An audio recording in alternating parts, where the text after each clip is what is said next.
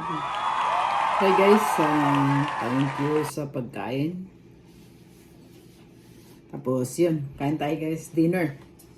Isang buong pampano na binig at saka yung mais. Ginayat ko yung mais dahil pwede para sa akin. Kaya ganito ako pag kumain ng mais. Ito yung pinakpak-pak-pak. Yan, at saka ito. Masarap siya kayo, matamis. Aww. At saka isang buong pampano. Bibake mo lang sa kasi walang time, di ba? Ganun talaga pag walang time. Bibake na lang.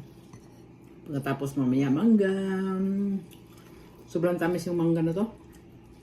Makamain mo na ako bago yung mangga.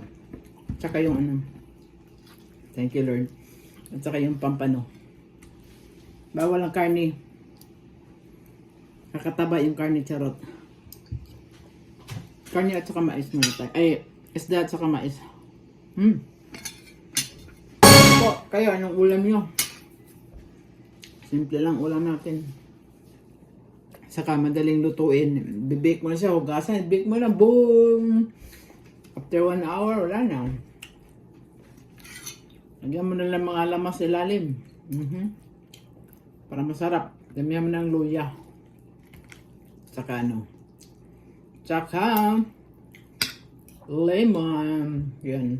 Lagay mo lang din. Dalawa kasi ang nilagay dito para masarap. Para hindi para walang langsa ba. Para masarap. Healthy talaga siya. Wala kasi ibang isda kaya ito lang lagi mabibili. Pampano. Kasi pag hindi masyado, parang malabsa na. Kaya ito na lang. Okay guys, thanks for watching. Kain po tayo.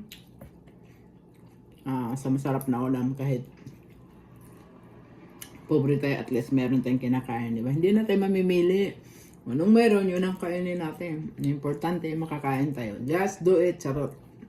Okay, bye. Love you, bye.